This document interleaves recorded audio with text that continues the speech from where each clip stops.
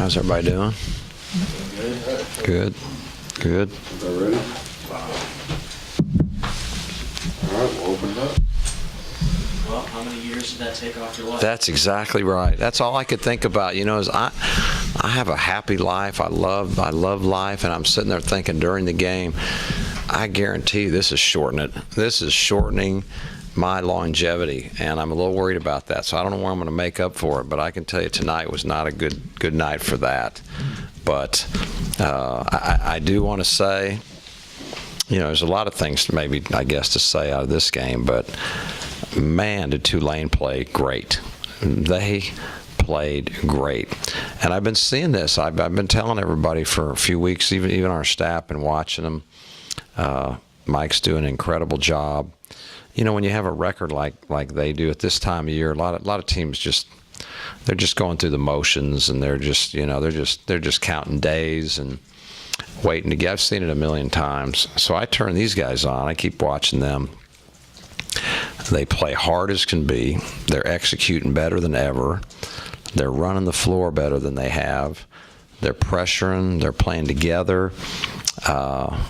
So impressed with it. I thought they played outstanding, and I just really want to start there. I have so much respect for what I saw, and not surprisingly tonight, they went to UConn, I don't know, not long ago. I can't remember what. They were up 28-13 after 10 minutes at UConn. Think about that.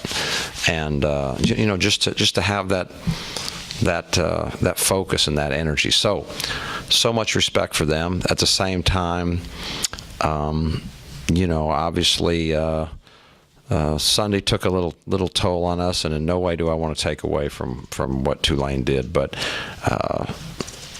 what I'm so proud of is this team.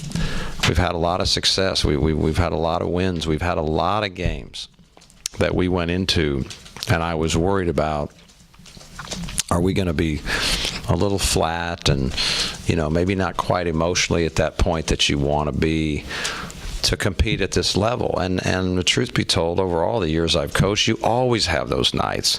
You can't ever find a 30-some game season where your guys are always at a peak level. You can't find it. So I've kind of been waiting on it, and they've been amazing me that it just never happened. I got to the point where, like, maybe these guys don't know how to do that. And tonight maybe was the first time that, you know, they weren't at that, I guess what you call the magic level, where you're completely focused, you're completely at an emotional state, physically, you know, concentration, all the things it takes to win college basketball games. And I don't fault them.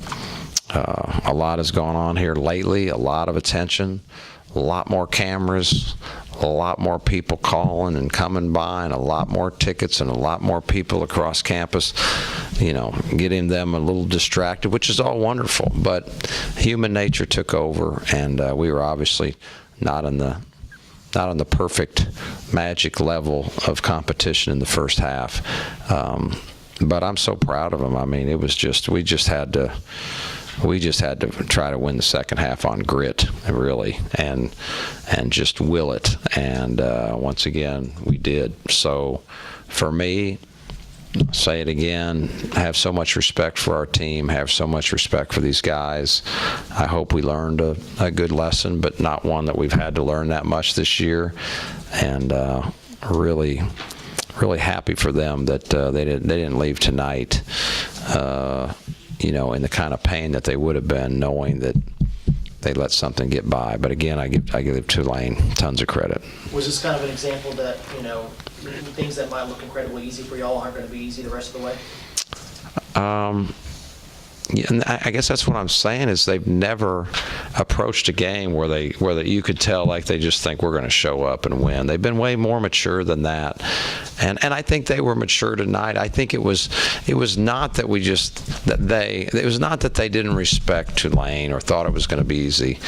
It is that there's been a lot of Kool-Aid in the last couple days. I mean, it's been a wave all of a sudden, they've been winning and winning and winning, and hasn't been that much attention, to be honest. We just keep winning, and we just keep going to practice, and not that many people are noticed. And all of a sudden, the wave came, and I think it's a little tough to deal with sometimes emotionally. So I hope this will help us. I really do. But more than that,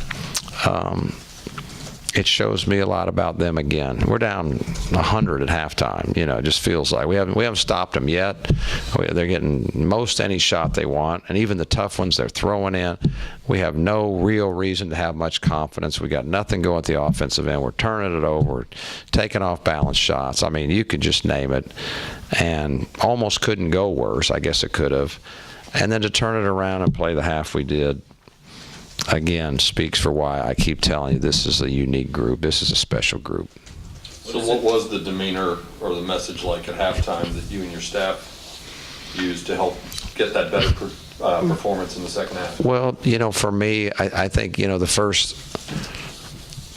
the cartoon coach goes in and just uses every cuss word that he could possibly think of, and you guys are this and you guys are that, and I can't believe you would do this, and maybe there are times when that's really neat. I didn't feel that. I didn't feel that. It was more talking to him about, we talked about this, and this is no time to give it the "we told you so" speech.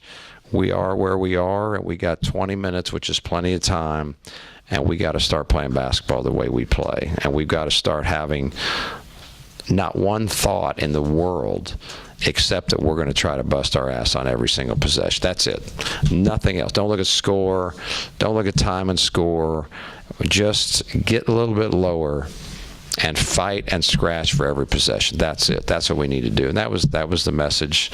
And, obviously we said this is we're a pretty strong team. We're capable of doing this. And darn if they weren't. You could see their, you've seen it before, though. You watch this team, that couldn't surprise people that follow us closely. The only surprise is how poorly we played the first half. I mean, that was a little surprising, but to watch what they did the second half is just one more notch on how much, if you really follow those guys, how unique and special and that they are, and that they're capable of doing some great things.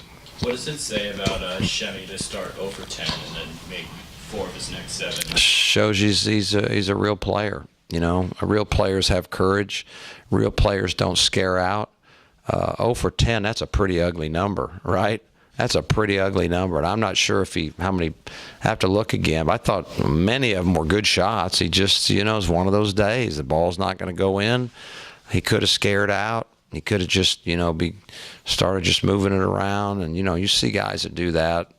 It shows you that he, like so many other, the real deal. Got to talk about Ben Moore, for gosh sakes. A guy gets 13 rebounds, 16 points, and kind of took the game over second half for a period.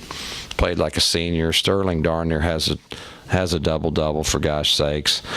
Shake was battling pressure. They really pressured him. They did a great job. He was battling. Didn't have one of his great games. And you look at his line, he's like, God, what a good player he is.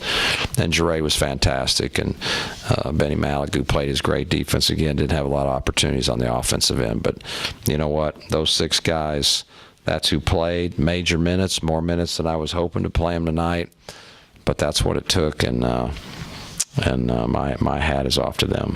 Why do you think the defense has gotten much better in the second half in the last 2 games, Cincy and Tulane, than it was in the first half in both those contests? Well, Cincinnati, we made an adjustment because of, not because that we didn't know ahead of time, but because of we were trying to play our way to no foul trouble. So that was actually somewhat planned. The reason tonight is because we dug the worst hole in the world that we could, and so now we have no other choice. I guess we had another choice. We could lay down, but the reason it was so good is we're desperate. We were desperate today. Yeah, the other day it was not desperation. It was, it was a hard-fought game the whole way, and we knew that if we could make an adjustment, it would help us, but we couldn't make it too early because we didn't want to foul. Tonight it was desperation, really. It was just fighting for our lives. Sometimes that's not a terrible place to be. Anything Yeah, else? you got any report on Shay and his possible injury there? Well, he didn't want to come out of the game. I can tell you that. I was trying to get him out of the game. He's just, oh, I'm okay. You know, he looked.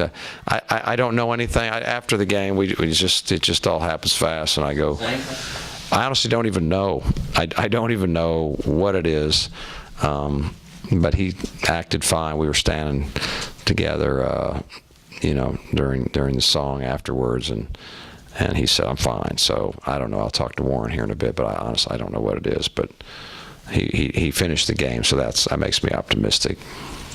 Anything else? All right, thank you. Thank you, guys.